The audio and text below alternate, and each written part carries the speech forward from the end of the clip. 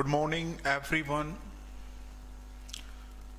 Am I audible, guys? Please tell me. Am I audible? Deepak, Saini, Sandeep, Kumar, Kuldeep Singh, Manij, Sandeep, Sapna, Roman, Dalal, Rekha, Rani. Well, before I start the session, I would like to introduce myself. This is Joginder Sharma, your teacher of English. I'll teach you English for competitive examinations.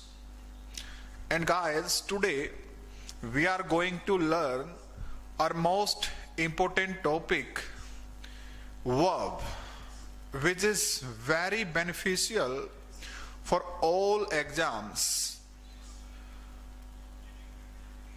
Well, this is also known as a part of speech and basic for learning English grammar.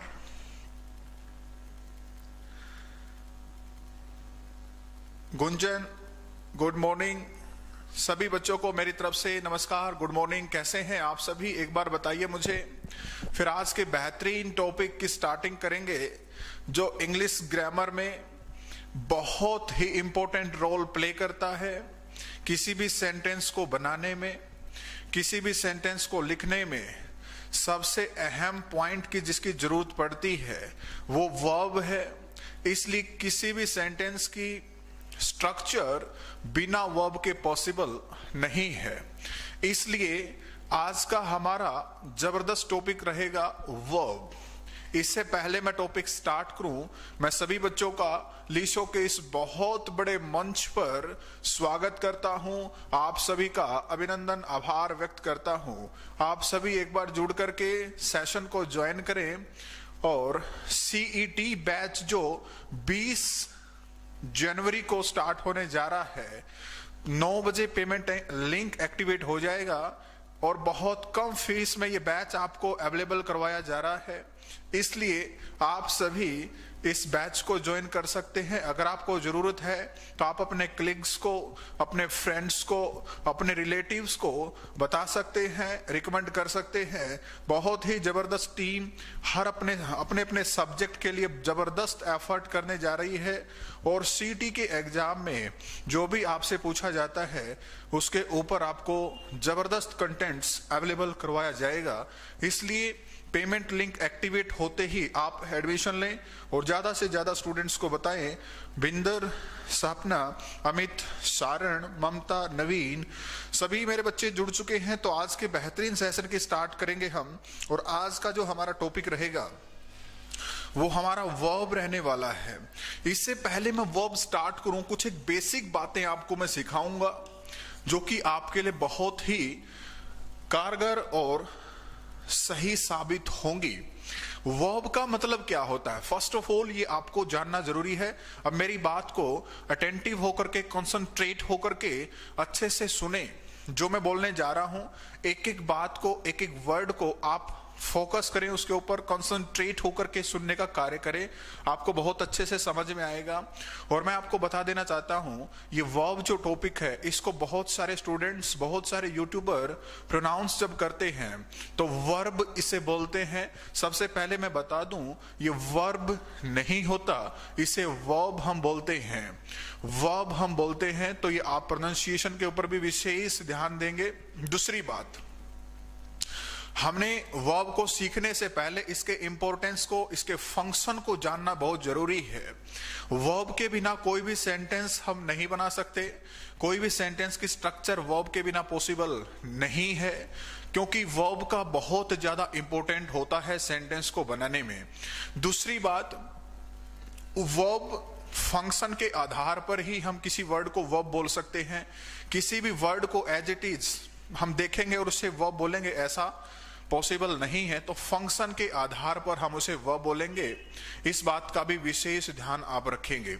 Okay, तो आज के session की हम start करते हैं। Issue, Poonam और बहुत सारे स्टूडेंट्स जुड़ चुके हैं हमारे साथ।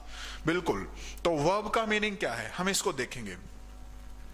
आप सभी स्टूडेंट्स वर्ब के बारे में क्या बोलते हैं मुझे भी वो पता है, और मैं आपसे जानना चाह रहा हूं आपको वर्ब का पता है क्या? क्या वर्ब के बारे में कुछ बता सकते हैं? क्या वर्ब को डिफाइन कर सकते हैं? क्या आप वर्ब के बारे में बताएंगे? एक बार कमेंट करके बताइए वर्ब क्या होती है, क्या उसके बारे में आप जानते हैं। तब तक मैं आपके कमेंट्स को देख लेता हूं। और चलो बताइए एक बार वर्ब से आप क्या समझते हैं, आपको वर्ब के बारे में क्या पता है, फिर हम इसको अच्छे से पढ़ेंगे। अगर आपको वर्ब नहीं आती तो आप सेंटेंस नहीं बना पाएंगे, ग्रामर में अच्छी कमांड नहीं कर सकते, और वॉइस और नरेशन आप नहीं सीख पाएंगे। ये समस्या आपको बहुत सारे टॉपिक्स में रहेगी। इसलिए सीईटी बैच में 10 नंबर की इंग्लिश पूछी जा सकती है। सीईटी का जो पेपर होने जा रहा है उसमें 10 क्वेश्चंस आपके इंग्लिश लैंग्वेज से रिलेटेड हो सकते हैं। इसी बिहाफ पर हम एक एक टॉपिक को अच्छे से डिटेल से और एग्जाम ओरिएंटेड पढ़ने जा रहे हैं। तो आप कंसंट्रेट रहें और नोटबुक में अच्छे से नोट करने की कोशिश भी करें। तो आप बता सकते हैं क्या वर्ब क्या होती है, बताइए जल्दी से। बहुत सारे बच्चे तो इसे क्रिया बोलते हैं। जहां तक मैंने सुना है तो बच्चे क्या बोलते हैं, ये क्रिया होती है सर। फिर वो बोलेंगे सर ये किसी काम के करने को दर्शाती है। बच्चों का जो जवाब रहता है वो ये रहता है कि सर क्रिया किसी काम के होने को दर्शाती है, यानी कि ये डूइंग वर्ड है। लेकिन ऑक्सफोर्ड ग्रामर के अनुसार, ऑक्सफोर्ड डिक्शनरी के अनुसार, कैम्ब्रिज यूनिवर्सिटी के अनुसार, बहुत सारे ग्रामेरियन के अनुसार ये डेफिनेशन एग्जैक्टली सही नहीं है प्यारे बच्चों। ये डेफिनेशन कंप्लीट नहीं है। हाँ, वर्ब किसी काम के करने को जरूर दर्शाती है, इसमें कोई डाउट नहीं है, लेकिन ये कंप्लीट डेफिनेशन नहीं है। ठीक है ना, कंप्लीट डेफिनेशन नहीं है। इस बात को भी आप विशेष फोकस रखेंगे। तो वर्ब के बारे में आप सिर्फ इतना ना बोलें कि वर्ब एक एक्शन वर्ड है, किसी काम के करने को ही दर्शाती है। ये सही है, इसमें कोई डाउट नहीं, लेकिन इसके अलावा भी वर्ब कई फंक्शन करती है। वर्ब कई प्रकार से यूज हो सकती है। देखते हैं एक बार, फिर इसकी डेफिनेशन तैयार करेंगे। फर्स्ट ऑफ ऑल मैं कुछ एक क्वेश्चंस लिख रहा हूं, जैसे I am teaching you, I am teaching you. First of all तो इसको डिफाइन करेंगे, फिर इसके टाइप्स के ऊपर चलेंगे। उसके बाद I have a car, he is a doctor या he is a singer. In 3 sentence, ये 3 सेंटेंस मैंने बोर्ड के ऊपर लिखे हैं, स्क्रीन पर आपको दिख रहे होंगे। वर्ब के बारे में हम डिफाइन बाद में करेंगे। फर्स्ट ऑफ ऑल इसको प्रैक्टिकली समझने का काम करते हैं कि आखिरकार ये वर्ब फंक्शन किस तरीके से करती है, क्या क्या काम कर सकती है। क्या सिर्फ ये काम के करने को ही दर्शाती है, इसके अलावा वर्ब का कोई काम नहीं होता है क्या? यही बातें जानने के लिए मैंने 3 क्वेश्चंस बोर्ड के ऊपर लिखे हैं, आपने नोट किए होंगे। आई एम टीचिंग यू, इस सेंटेंस में पढ़ाना एक मेन पर्पस, मेन एक्शन को रिप्रेजेंट कर रहा है। आई एम टीचिंग यू, तो टीचिंग यहां पर क्या है, मेन एक्शन है, इसलिए इसको मेन वर्ब भी आप बोलते हैं। वो बात अलग है कि मैं थोड़ा सा आगे चलकर मेन वर्ब और हेल्पिंग वर्ब के बारे में बताऊंगा। फिलहाल जितनी जरूरत है उसके ऊपर कॉन्सेंट्रेट करें। लेकिन आई हैव ए कार, इस सेंटेंस में कोई काम हो रहा है क्या? क्या इस सेंटेंस में कोई काम आपको दिख रहा है? क्या काम हो रहा है आप बता सकते हैं? मेरे पास एक कार है, यहां पर कोई एक्शन नहीं हो रहा, बल्कि यहां पर हैव जो है पोजेशन को रिप्रेजेंट कर रही है। यहां पर अधिकार को व्यक्त किया जा रहा है। वर्ब के द्वारा पोजेशन रिप्रेजेंट किया जा रहा है। दूसरी बात, ही इज अ सिंगर, यहां पर कोई काम हो रहा है क्या? ही इज अ सिंगर, इज के द्वारा कोई काम किया जा रहा है, बताइए मुझे।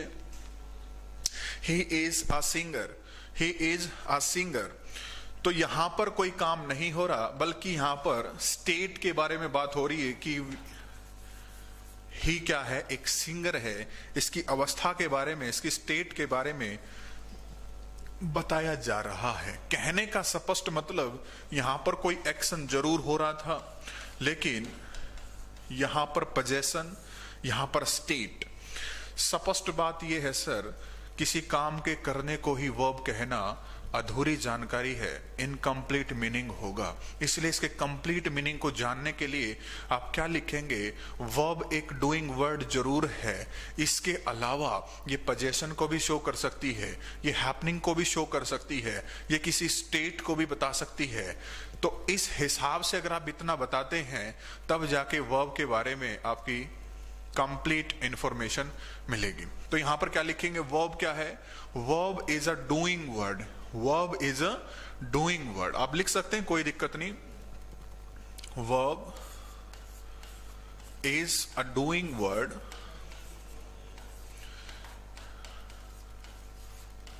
वर्ब किसी काम के करने को जरूर दर्शाती है। It also shows the possession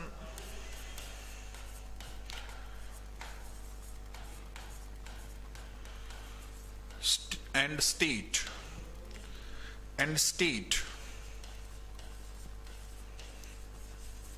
आप ये लिख सकते हैं, verb is a doing word, it also shows the possession and state। State किसी के बारे में कुछ भी बताने का काम करती है, उसकी स्टेट के बारे में मेंशन करती है। तो इस बिहाफ पर हम इसे क्या बोलेंगे, वर्ब। एक बार यहां तक आप नोट कर चुके होंगे। कहने का सिर्फ मतलब मेरा ये है, अगर आपसे कोई पूछे वर्ब क्या होती है तो आप उसे ये मत कहा करें किसी काम के करने को ही वर्ब बोलते हैं, क्रिया को ही वर्ब बोलते हैं। ये अच्छी डेफिनेशन नहीं है, ये कंप्लीट इंफॉर्मेशन नहीं है। दैट्स व्हाई ये मैंने एग्जांपल्स देकर के आपको क्लियर करने की कोशिश की है। Did I make it clear guys? Do you want anything else?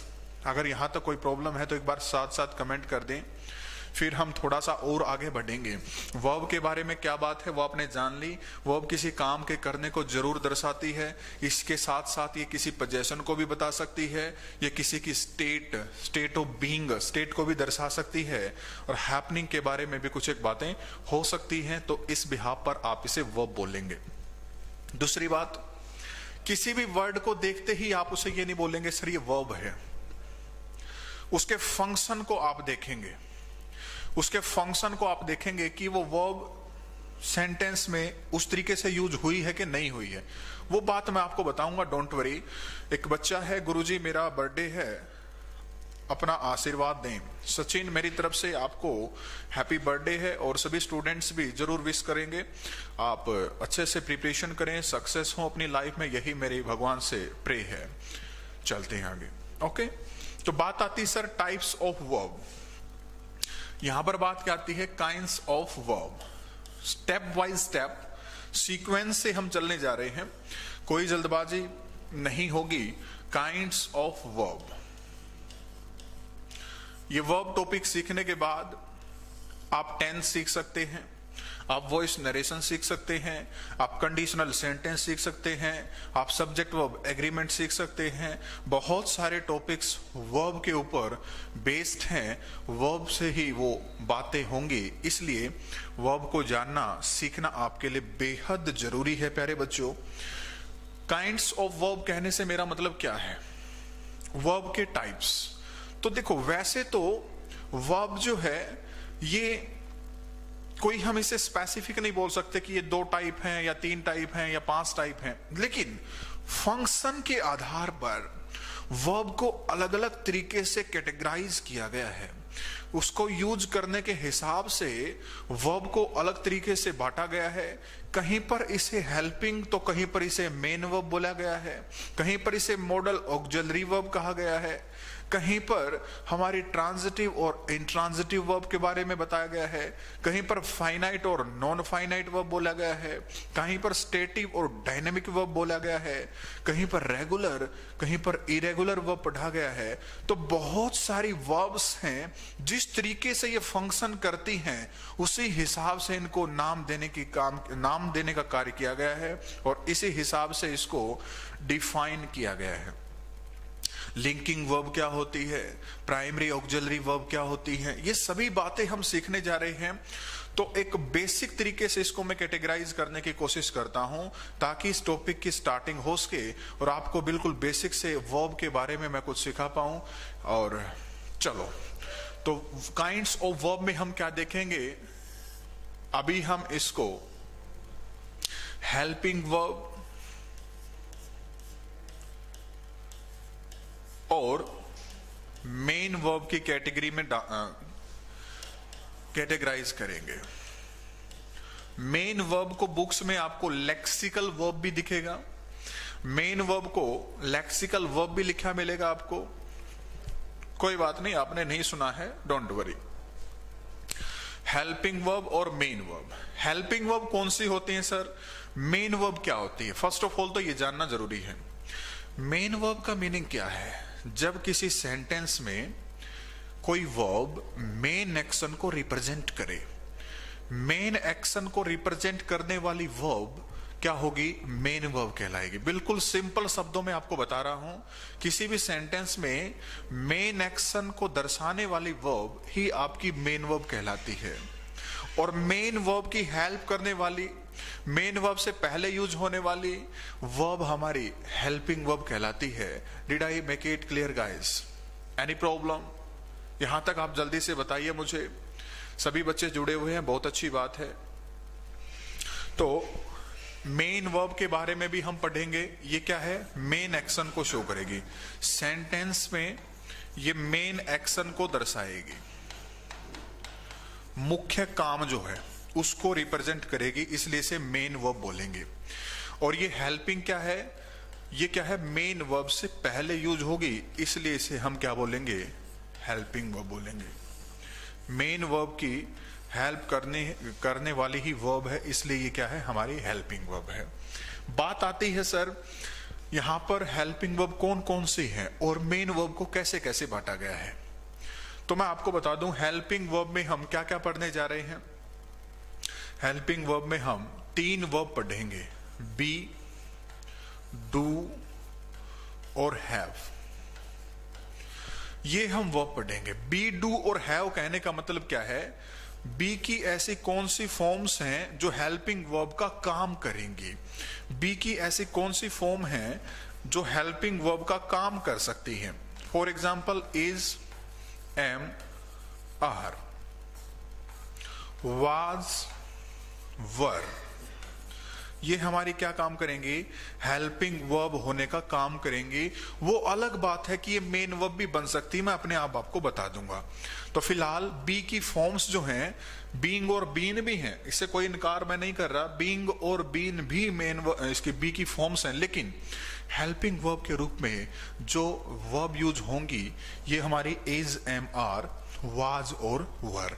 इसी प्रकार डू की फॉर्म्स में आप क्या देखेंगे, डू की फॉर्म्स में आप डिड देखेंगे और क्या देखेंगे, डज, जो कि हेल्पिंग वर्ब बन सकती हैं।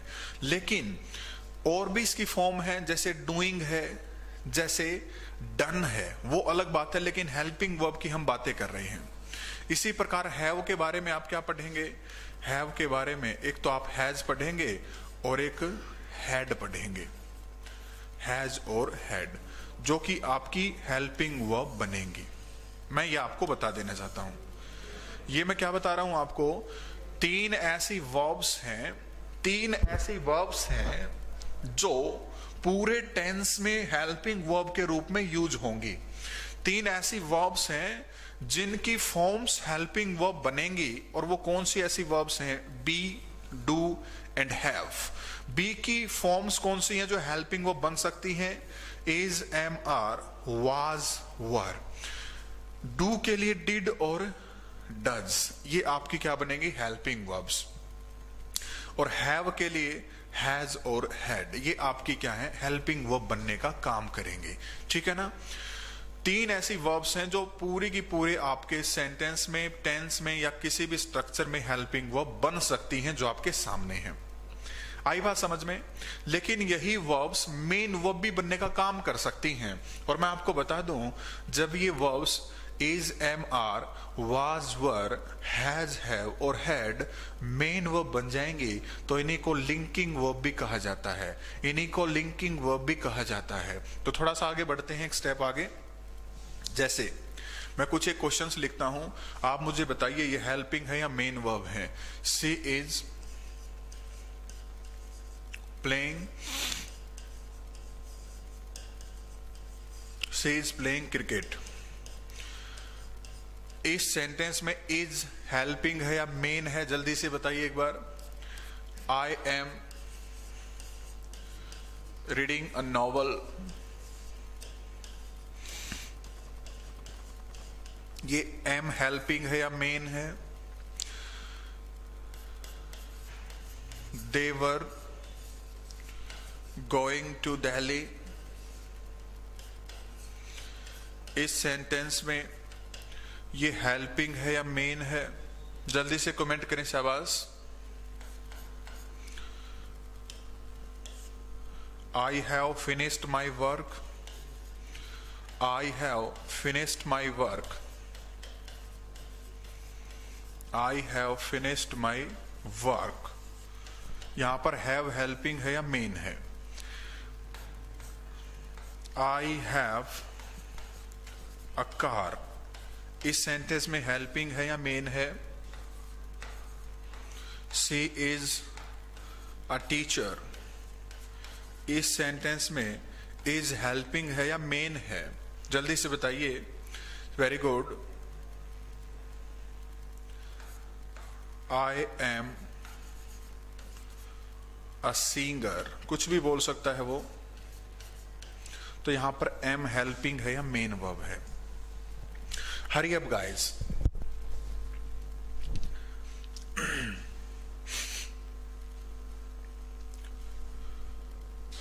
शाबाश, सभी बच्चों के आंसर आ रहे हैं। वीरू, शैली, मनीष, रेखा, पूनम, नवीन, ईशु, सभी बच्चे वेरी गुड। जल्दी से बताइए, ये कुछ एक क्वेश्चंस आपको दिख रहे हैं बोर्ड पर। बिल्कुल बेसिक से मैं शुरुआत करूंगा और एक अच्छे लेवल तक इनको लेकर के चलने वाला हूं। किसी भी कॉम्पिटिटिव एग्जाम में अगर वर्ब पूछी जाती है तो आप ऑफ कोर्स आंसर दे पाएंगे। She is playing cricket, she is playing cricket. इस सेंटेंस में मेन एक्शन क्या है? खेलना। वो क्रिकेट खेल रही है, मेन एक्शन है। तो मेन एक्शन को हम मेन वर्ब बोलेंगे और किसी वाक्य में मेन वर्ब तो एक ही होगी। और ये क्या बच गई हमारी? Helping verb. वैसे भी इज एम आर के बाद V1 प्लस ING आती है तो ये is am are helping verb बन जाती है। बिल्कुल करिए रहे। I am reading a novel, इस सेंटेंस में मेन एक्शन क्या है? रीडिंग। तो मेन वर्ब ये है और ये क्या हो जाएगी हमारी? Helping verb. Is am are के बाद V1 प्लस ING के स्ट्रक्चर को हम क्या बोलेंगे? समझ रहे हो ना? टेंस के स्ट्रक्चर है, प्रेजेंट कॉन्टिन्यूअस की स्ट्रक्चर है, इस हिसाब से ये हेल्पिंग है और ये मेन है। They were going to Delhi, they were going to Delhi, ये हमारा क्या है? मेन वर्ब है और ये क्या हमारी? हेल्पिंग वर्ब है। इसी प्रकार I have finished my work, has, have और हैड के बाद अगर थर्ड फॉर्म है, हैज, हैव और हैड के बाद अगर थर्ड फॉर्म है तो ये मेन वर्ब होगी और ये क्या हो जाएगी हमारी? Helping verb. लेकिन ये तीन सेंटेंस आपको दिख रहे हैं माय डियर स्टूडेंट्स, तीन सेंटेंस आपको दिख रहे हैं। आप मुझे बताइए जल्दी से, इन तीनों में ये हेल्पिंग है या मेन वर्ब का काम कर रहे हैं? हेल्पिंग या मेन वर्ब किस तरीके से इन्हें यूज किया गया है आप बताइए मुझे। क्या हैज, हैव के बाद थर्ड फॉर्म दिख रही है? नहीं दिख रही। जब भी is, am, are, has, have, was, were, had sentence में अकेले प्रयोग हो तो ये खुद ही मेन वर्ब का काम करते हैं। और ऐसी स्थिति में इज, एम, आर जब ये अकेले प्रयोग होते हैं तो इन्हें लिंकिंग वर्ब भी कहा जाता है, लिंकिंग वर्ब भी कहा जाता है। दूसरे सेंटेंस में देखो, she is a teacher, she is a teacher, तो इज, एम, आर के बाद आपको V1 प्लस ING नहीं दिख रही। जब भी ये अकेले प्रयोग होती हैं, इनके बाद में कोई मेन वर्ब नहीं है, तो ऐसी स्थिति में यही मेन वर्ब बन जाएंगी और इज, एम, आर यहां पर क्या कहलाएंगे? Main verb. I am a singer अकेला यूज हुआ है तो ये क्या हो जाएगा हमारा? मेन वर्ब हो जाएगा। यहां तक कोई समस्या है क्या? यहां तक कुछ पूछना चाह रहे हैं क्या? कोई दिक्कत है तो बताइए कमेंट करके। Very good. अगर सब कुछ समझ में आ रहा है तो थोड़ा सा और आगे बढ़ेंगे, स्टेप बाय स्टेप सिस्टमैटिक तरीके से हम सीखेंगे। मैंने अभी तक क्या पढ़ाया है प्यारे बच्चों? इंग्लिश ग्रामर में is am are, was were,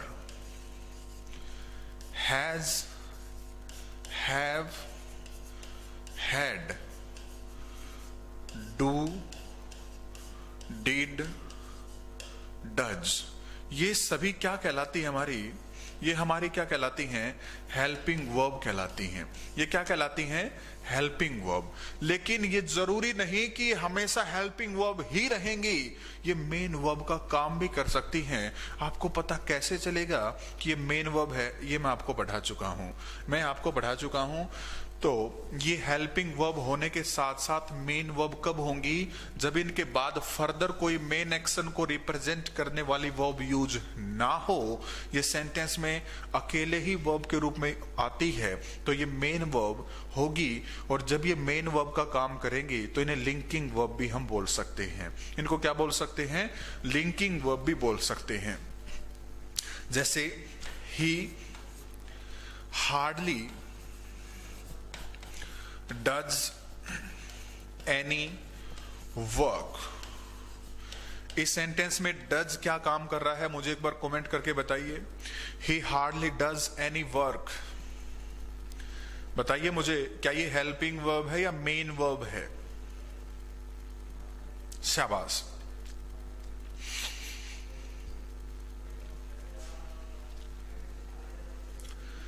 very good.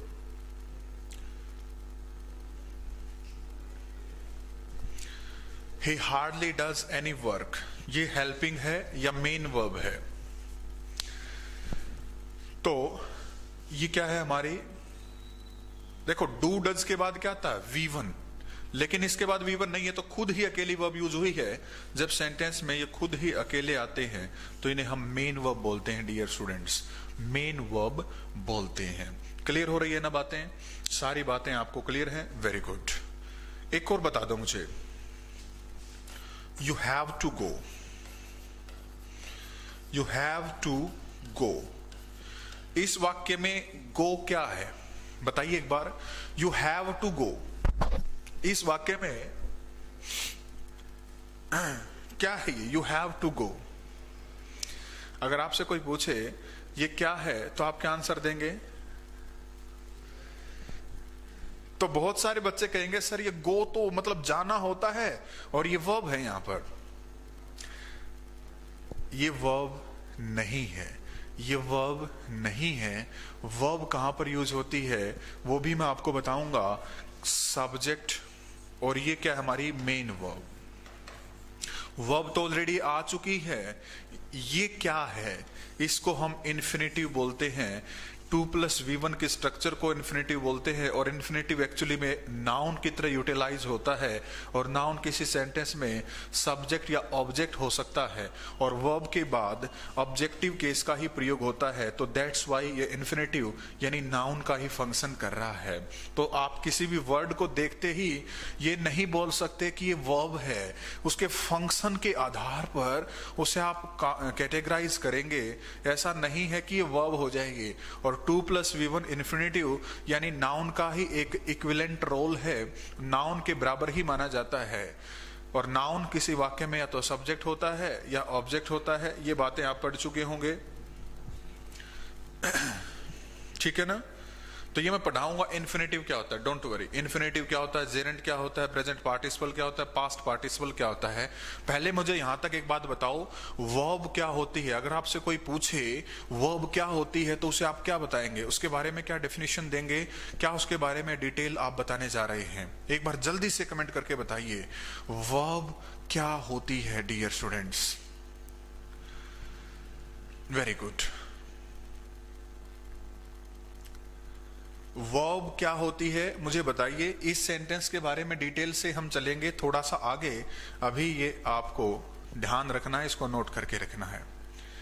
Verb के बारे में आप क्या बताएंगे? सुमन जांगड़ा राजेश, अरुण, मनीष,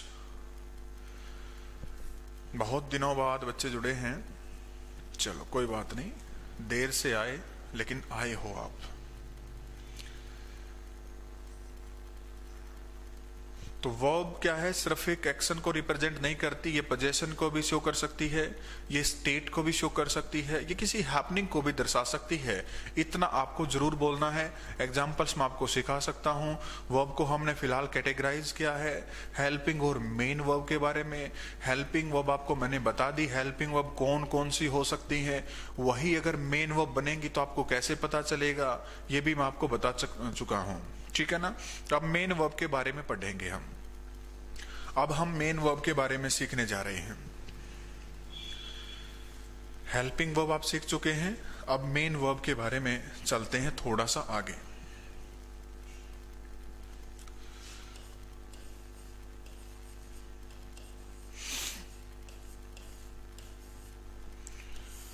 मेन वर्ब का मतलब क्या है? ऐसी वर्ब्स जो सेंटेंस में मेन एक्शन को रिप्रेजेंट करती हैं। ऐसी वर्ब्स जो मेन एक्शन को शो करती हैं उन्हें ही हम वर्ब बोलेंगे। यहां तक आपको समझ में आ रही है बातें? बिल्कुल। तो मेन वर्ब क्या होंगी और इसके टाइप्स कितने होते हैं? मेन वर्ब, वर्ब की फॉर्म भी आपने पढ़ी होंगी, नहीं पढ़ी है तो भी पढ़ा देंगे, कोई दिक्कत नहीं। वर्ब फॉर्म, वर्ब की फॉर्म्स के बारे में भी हम बातें करने जा रहे हैं। तो एक बार मुझे यही बता दो आप, वर्ब की फॉर्म्स आपको पता है क्या? वर्ब की कितनी फॉर्म आपने पढ़ी है? वर्ब की फॉर्म के बारे में आपको कुछ पता है? एक बार कमेंट कीजिए, कितने फॉर्म्स होती हैं किसी भी वर्ब की? Very good. फिर थोड़ा सा हम चल पड़ेंगे आगे।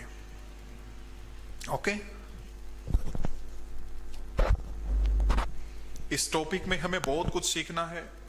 इस टॉपिक में हमें बहुत कुछ सीखना है बच्चे। Transitive verb, intransitive verb, infinite, finite और नॉन फाइनाइट वर्ब, एक्शन और नॉन एक्शन वर्ब, सभी कुछ सीखेंगे। रेगुलर और इरेगुलर वर्ब सभी हम सीखने जा रहे हैं। तो एक बच्चे ने आंसर दिया है सर, आप भी बताइए जल्दी से।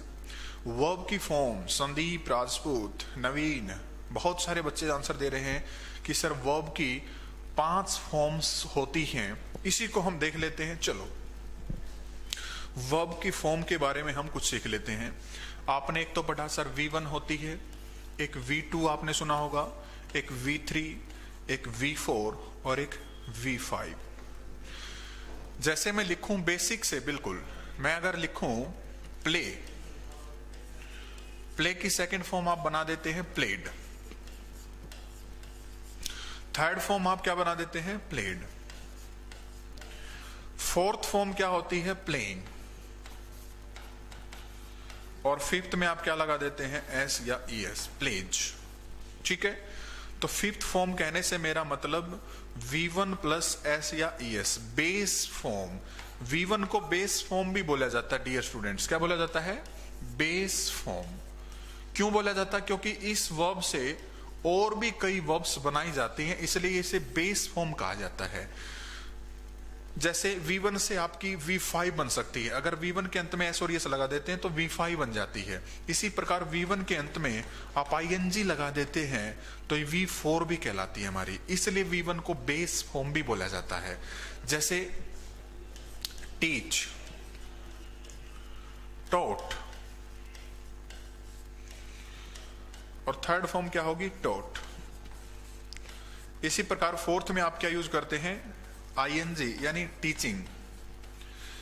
और फिफ्थ में आप क्या यूज करते हैं? एस या ES। तो that's why fifth form is are teachers. आप एक वर्ब बताइए मुझे, रीड की सेकंड फॉर्म क्या हो सकती है डियर? रीड की सेकंड फॉर्म आप क्या बताएंगे? अगर आपसे कोई पूछता है सर रीड की सेकंड फॉर्म क्या होगी? बेसिक बातें हैं, 6th स्टैंडर्ड में पूछी गई बातें हैं, बिल्कुल आसान होंगी, आपको लग रही होंगी, लेकिन यहीं से आपकी स्टार्टिंग होने जा रही है बहुत अच्छे से।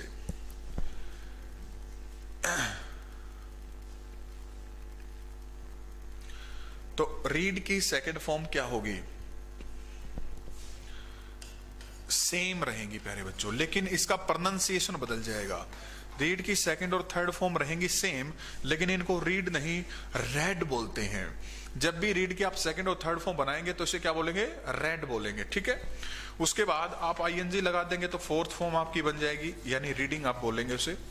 और फिफ्थ में आप क्या लगाते हैं, एस, रीड्स। एक बार यहां तक की बातें नोट कीजिए, मैं यहां से कुछ बातें निकालने जा रहा हूं, बहुत ही बेनिफिशियल आपके लिए होंगी।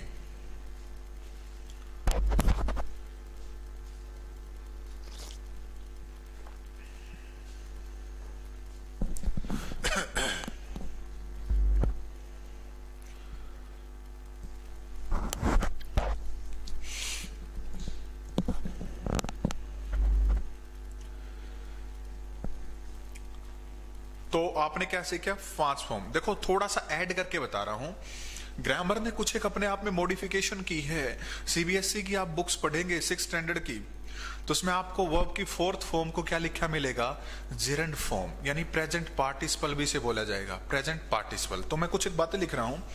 थर्ड फॉर्म को आजकल ग्रामरियन क्या बोलते हैं, पास्ट पार्टिसिपल। कई बच्चे कंफ्यूज हो जाते हैं, उनको बता रहा हूं पास्ट पार्टिसिपल क्या होता है, ये बताऊंगा डिटेल से। थर्ड फॉर्म अकेले प्रयोग नहीं हो सकती।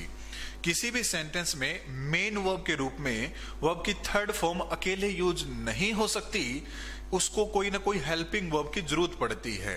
इसलिए इसको एक इंडिपेंडेंट वर्ब ना मान करके इसे पास्ट पार्टिसिपल का नाम दिया गया है। तो वर्ब की थर्ड फॉर्म क्या होती है, एक नाम है इसका, पास्ट पार्टिसिपल।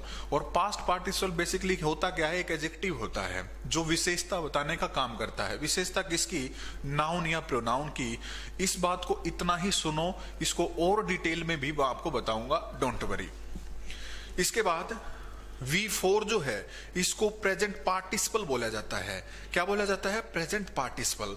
लिख लेना आप, प्रेजेंट पार्टिसिपल, पीपी लिख देता हूं मैं, प्रेजेंट पार्टिसिपल। और प्रेजेंट पार्टिसिपल क्या होता है आपका, प्रेजेंट पार्टिसिपल आपका होता है एक नाउन ही, एक एडजेक्टिव की तरह काम करता है। प्रेजेंट पार्टिसिपल एक एडजेक्टिव की तरह काम करता है नाउन या प्रोनाउन की विशेषता बताने के लिए। यानी V1 प्लस ING अगर किसी नाउन की विशेषता बताता है तो इसे हम प्रेजेंट पार्टिसिपल बोलेंगे, ठीक है। तो एक बार ये लिख लिया आपने, बिल्कुल लिख लिए होंगे। जैसे मैं कुछ एक क्वेश्चन लिख रहा हूं यहां पर, Ram helped a tired person. आपसे पूछेगा बताइए ये टायर्ड यहां पर किसका काम कर रही है, यहां पर ये क्या काम कर रही है, हेल्पिंग वर्ब है, मेन वर्ब है, या क्या है, आप बताइए यहां पर जल्दी से।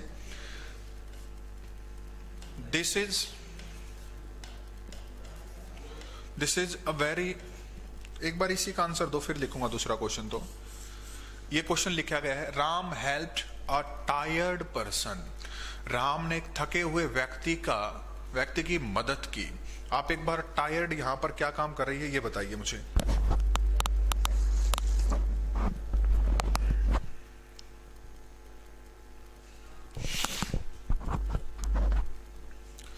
Telegram channel English by Joginder sir है। राहुल बच्चा पूछ रहा है सर टेलीग्राम चैनल क्या है, इंग्लिश बाय जोगिंदर सर।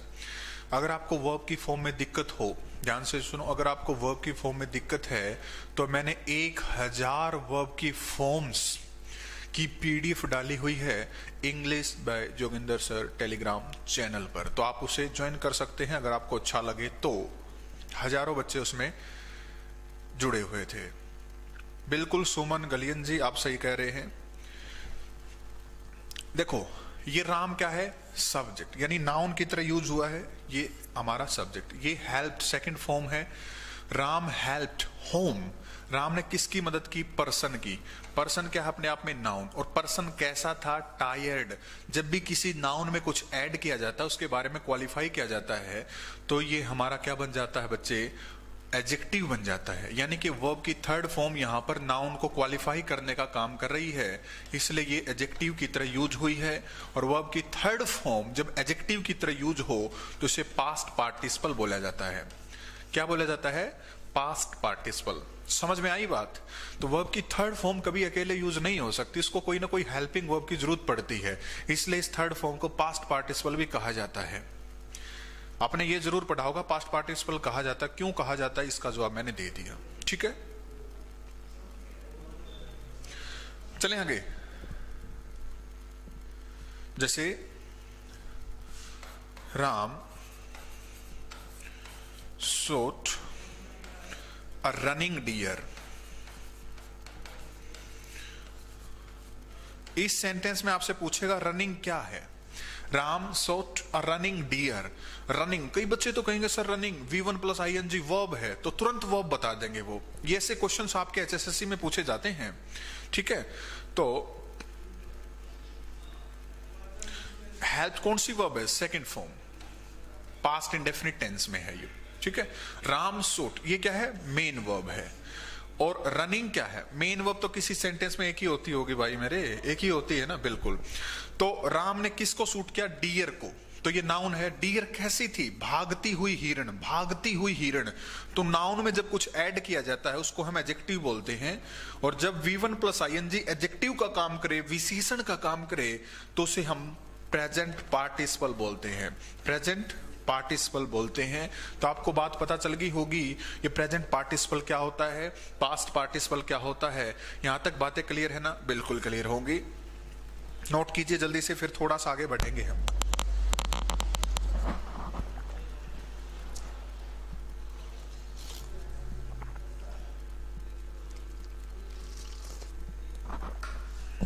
अब मैं 2 क्वेश्चन लिख दूं, आप आंसर बता सकते हो क्या? आप आंसर बता सकते हो? लिखो फिर। जैसे Ram helped a wounded soldier.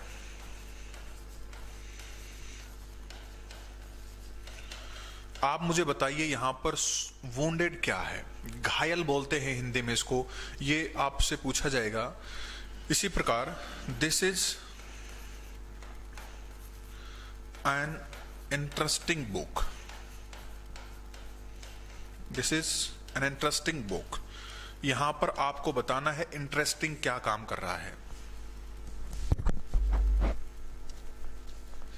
शाबाश।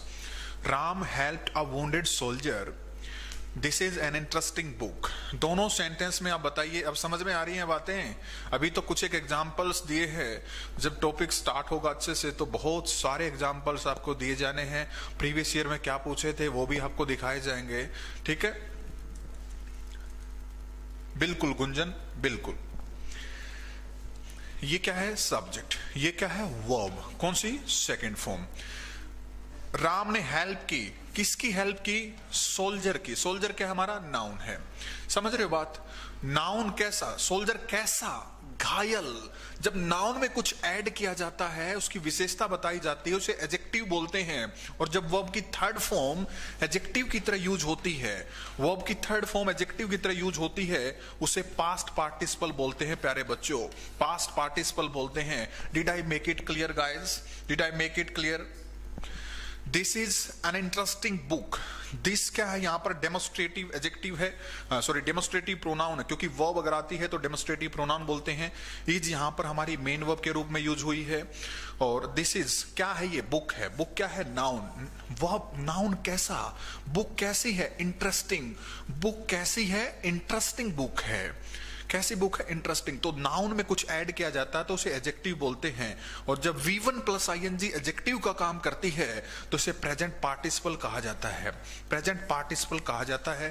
कहने का मतलब V1 प्लस ING आपको दिख रही हो तो जरूरी नहीं है कि ये हमेशा मेन वर्ब होगी, ये प्रेजेंट पार्टिसिपल हो सकती है। V3 जरूरी नहीं हर बार मेन वर्ब होगी, ये पास्ट पार्टिसिपल हो सकती है। और past participle means adjective, present participles mean adjective. Clear है ना बातें? वेरी गुड, शाबाश। चलो भाई आगे चलते हैं थोड़ा सा हम। अब उसी के ऊपर आ जाओ भाई, उसी फॉर्म पे आ जाओ आप। देखिए वर्ब की हमने 5 फॉर्म पढ़ी। V1 को बेस फॉर्म कहा जाता है, V3 को पास्ट पार्टिसिपल क्यों कहा जाता है, क्योंकि ये अकेले यूज नहीं हो सकती, इसको कोई हेल्पिंग वर्ब की जरूरत होती है। V4 को हम क्या बोलते हैं, V4 को प्रेजेंट पार्टिसिपल बोलते हैं, क्योंकि V4 अकेले प्रयोग नहीं हो सकती, ये किसी की विशेषता बताने के लिए जब यूज होगी तो इसे प्रेजेंट पार्टिसिपल बोलेंगे। अब मैं थोड़ा सा और बताने जा रहा हूं। जो V1 है प्यारे बच्चों, ये हमेशा प्लूरल मानी जाती है। लिखिए बातें, वर्ब सिंगुलर भी हो सकती है, वर्ब प्लूरल भी हो सकती है, वर्ब सिंगुलर भी हो सकती है, वर्ब प्लूरल भी हो सकती है। वर्ब की फर्स्ट फॉर्म को हम प्लूरल वर्ब बोलते हैं, वर्ब की फिफ्थ फॉर्म को हम सिंगुलर वर्ब बोलते हैं।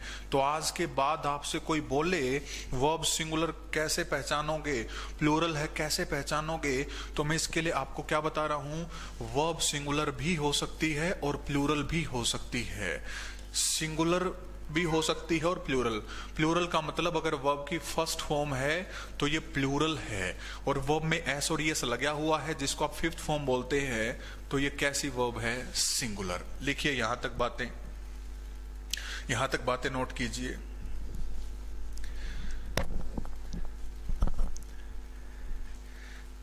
Thank you my dear student Poonam ji, आपका मैं बहुत बहुत धन्यवाद करता हूं, आप इतना अप्रिशिएट मुझे कर रहे हैं।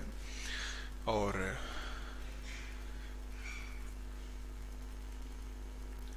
हाँ, वर्ब सिंगुलर भी हो सकती है और वर्ब प्लूरल भी हो सकती है। प्लूरल कब होगी, अगर वर्ब की फर्स्ट फॉर्म है तो वो प्लूरल है, और सिंगुलर कब होगी, अगर वो फिफ्थ यानी V1 प्लस एस या ES है तो वो सिंगुलर होगी। आप कई बार कंफ्यूज हो जाते हैं, भूल जाते हो, तो आपको कैसे हमेशा के लिए पता लगे कि ये सिंगुलर है या प्लूरल है, तो ध्यान से मेरी बात सुनिए बच्चे। V1 प्लस एस या ES, एस या ES का मतलब ही क्या है, सिंगुलर, यानी एस लगाने से कैसी बन जाती है, सिंगुलर। सिंगुलर का फर्स्ट लेटर कैसा है, एस, इसमें भी क्या लग गया, एस, तो एस का मतलब ही सिंगुलर है प्यारे बच्चों। एस अगर वर्ब में लगा हुआ है तो इट मीन्स ये सिंगुलर है, अगर एस नहीं लगा हुआ है तो इट मीन्स ये प्लूरल है। कैसा आपको लग रहा है पढ़ करके, कमेंट आप साथ साथ करते रहे बच्चे, बताते रहे मुझे जल्दी से कैसी वीडियो आपको लग रही है।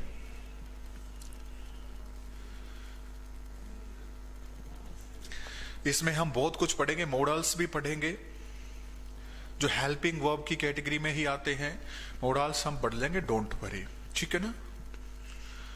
तो अभी तक हमने जो पढ़ा है उसको थोड़ा सा जल्दी से एक बार मुझे बता दो रिवाइज करके, जल्दी से कमेंट करना कि वर्ब क्या होती है। आप वर्ब के बारे में किसी को आज के बाद क्या बताने जा रहे हो, वर्ब क्या होती है, कमेंट करो जल्दी से, हरी अप गाइस, शाबाश। वर्ब क्या होती है मुझे जल्दी से बता दीजिए एक बार कि सर वर्ब क्या होती है, फिर हम थोड़ा सा आगे बढ़ेंगे। वर्ब क्या होती है, वर्ब जी, हाँ, तो वर्ब जो है ये किसी एक्शन वर्ड यानी कि किसी काम के करने को दर्शा सकती है, किसी के पोजेशन को बता सकती है, ये किसी के स्टेट को भी बता सकती है, यानी कि काम के करने के साथ साथ पोजेशन और स्टेट को बताने का भी काम करती है। इस हिसाब से ये क्या है, हमारी वर्ब है। दूसरी बात, वर्ब को हमने दो भागों में बांटा बच्चे, एक हेल्पिंग वर्ब की कैटेगरी में और एक मेन वर्ब की कैटेगरी में। आप मुझे ये बताइए हेल्पिंग वर्ब कौन कौन सी होती हैं। हेल्पिंग वर्ब कौन सी होती हैं, तीन ऐसी वर्ब्स हैं, बी, डू और हैव, जिनकी फॉर्म्स हेल्पिंग वर्ब बनने का काम करती हैं। बी, डू और हैव, ये तीन ऐसी वर्ब्स हैं जिनकी फॉर्म्स हेल्पिंग वर्ब बनने का काम करती हैं, ठीक है ना।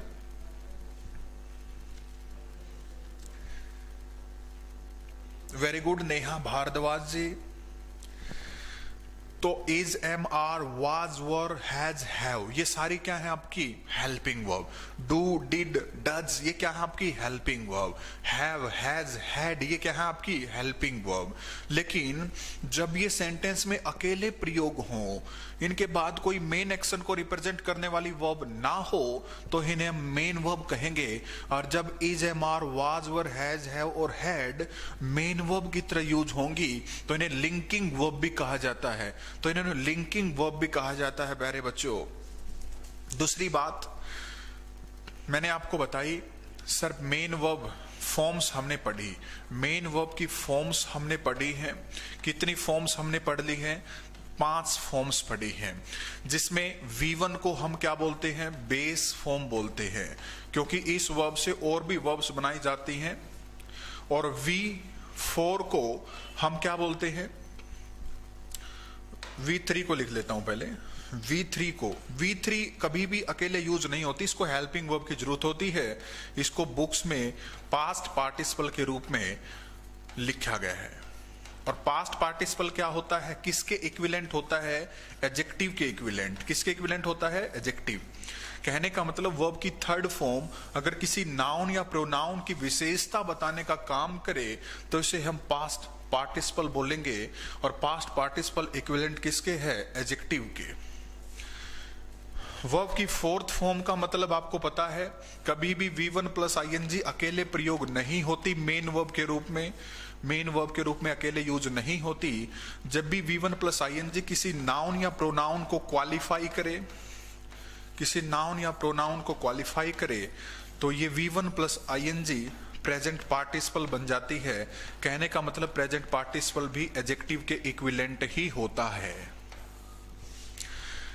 आई बातें समझ में? कुछ कैसा लग रहा है पढ़ करके भाइयों? मजा आ रहा है कि नहीं आ रहा है? इसके बाद मैंने बोला बच्चे, वर्ब जो है ये सिंगुलर भी हो सकती है और ये प्लूरल भी हो सकती है। कोई बड़ी बातें मैं आपको नहीं सिखा रहा, जो आपको आती है वही बातें मैं बता रहा हूं, बस थोड़ा सा आसान तरीके से। सिंगुलर का मतलब क्या है? अगर वर्ब के अंत में SEIS लगा हुआ है उसे आप वर्ब की फिफ्थ फॉर्म बोलते हैं। कहने का मतलब वर्ब की फिफ्थ फॉर्म या V1 प्लस S या ES, S और ES का संबंध है सिंगुलर से। और प्लूरल का मतलब क्या है? S और ES नहीं हो। वर्ब की फर्स्ट फॉर्म को हम क्या बोलते हैं प्यारे बच्चों? प्लूरल बोलते हैं। इन बातों की जरूरत पड़ने वाली है टेंस में, इन बेसिक बातों की जरूरत पड़ने वाली है वॉइस और नरेशन में। इसलिए इतने प्यार से आराम से आपको सिखाने की कोशिश की जा रही है। कुछ बच्चे बोलते हैं सर हमें टेंस आता नहीं है, कुछ बच्चे बोलते हैं सर टेंस मुश्किल लगता है, कुछ बच्चे तो ता ते ती रहा रही पढ़ करके टेंस पढ़ते हैं। ऐसा भी टेंस क्या पढ़ना जो पेपर में दिखे ही ना, समझ में ही ना आए। तो आपको कभी ता ते ती रहा रही पेपर में दिखते हैं क्या? तो क्यों उस मेथड को फॉलो अप कर रहे हैं? वो तरीका सही नहीं है। आपको स्ट्रैटेजी चेंज करनी पड़ेगी, उस हिसाब से आपको चलना पड़ेगा जिस हिसाब से एग्जाम कंडक्ट करवाए जा रहे हैं। एग्जाम ओरिएंटेड स्ट्रैटेजी आपको फॉलो करनी पड़ेगी प्यारे बच्चे। इसी प्रकार आप वॉइस और नरेशन से डरते हैं, मैं तो ये कहता हूं कि आपको कॉपी पेन उठाने की जरूरत नहीं है। वॉइस और नरेशन को पूरा सेंटेंस पढ़ने की जरूरत नहीं है। आपको थोड़ा सा देख करके 1 सेकंड में आंसर बता सकते हैं। बहुत बड़े बड़े और मुश्किल सेंटेंस को कैसे आप 1 सेकंड में सोल्व कर पाएंगे, कैसे उनका तुरंत वॉइस और नरेशन में आप चेंज कर देंगे, वो बातें बहुत ही अहम रहेंगी। लेकिन उसके लिए बेसिक बातें सीखनी बहुत जरूरी है। आपको पॉजिटिव रहना है, आपको कॉन्फिडेंस में रहना है, आपको डरने की घबराने की आवश्यकता नहीं है। आपको जो पढ़ाया जा रहा है उसको अच्छे से सुनिए, उसको अच्छे से लिखिए। आगे काम मेरा है, आपके लिए हम हैं। टेंशन लेने की कोई आवश्यकता नहीं है। आपको प्यार से, मजे से, जबरदस्त तरीके से पढ़ाया जाएगा। और टॉपिक होने के बाद प्रैक्टिस के लिए मैं जो क्वेश्चंस देता हूं वो बहुत जरूरी है, इसलिए प्रैक्टिस करना बहुत जरूरी है। आप थ्योरेटिकल रट्टे मारते हैं, क्या आप भी रट्टे मार रहे हो? क्या सिर्फ आप भी थ्योरी पढ़ करके सोच रहे हो कि मैं एग्जाम क्रैक कर दूंगा? ऐसा नहीं होता भाई। पहले थ्योरेटिकल आप उसको पढ़िए, उसको अच्छे से सीखिए, उसके बाद हजारों क्वेश्चंस की, बहुत सारे क्वेश्चंस की प्रैक्टिस कीजिए, फिर वो हैबिचुअल हो जाएगा, फिर वो आसान बन जाएगा और आपका कॉन्फिडेंस लेवल एक अलग ही मुकाम पर होगा। अगर आप एक टॉपिक के 500 क्वेश्चन कर देते हैं तो कौन आपसे क्वेश्चन गलत करवा सकता है भाई? कौन आपका क्वेश्चन गलत करवा सकता है? मुझे बताइए एक बार। अगर आप 200, 400 क्वेश्चन कर देते हैं तो कौन आपका क्वेश्चन गलत करवाएगा? इस तरीके से आपको पढ़ना है। और CET के एग्जाम में 10 क्वेश्चन इंग्लिश लैंग्वेज से आने वाले हैं, इसलिए आप अपने सब्जेक्ट को स्ट्रॉन्ग कीजिए। हाँ, एक बात जरूर ध्यान रखना, जो मैं पढ़ा रहा हूं उसको अच्छे से सुनना है, क्योंकि एक भी बात यूजलेस नहीं होगी।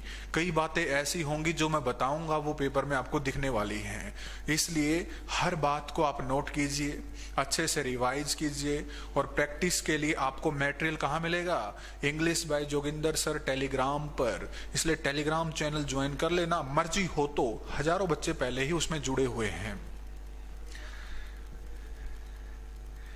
पूनम कह रही हैं सर मेरा बेटा 5वीं क्लास में है और वो आपकी क्लास देखता है, उसे अच्छी क्लासें लगती हैं। बहुत बहुत धन्यवाद। ऐसे ही आप पढ़ेंगे तो बहुत मजा आएगा और आपका लेवल एक अलग ही मुकाम पर पहुंच जाएगा। वर्ब से काफी क्वेश्चंस सभी एग्जाम्स में पूछे गए हैं, तो आपको डरने की कतई आवश्यकता नहीं है। आज हमारा टाइम हो चुका है प्यारे बच्चे। आज का सेशन इतना ही रहेगा। जितना आपको पढ़ाया गया है उतना आप साथ साथ तैयार करना, आपकी कोई दिक्कत परेशानी नहीं रहेगी। डाउट अपने आप खत्म हो जाएंगे और पेपर में बैठोगे तो आपको अलग से ही दिखेगा कि ये सर ने करवा रखा है, मेरे कहने की आवश्यकता नहीं पड़ने वाली। आज के लिए इतना ही। Thanks everyone my dear students. Video अच्छी लगती है तो आप लाइक और शेयर जरूर कर दें, अदरवाइज ना करें। ठीक है, ओके, वेल।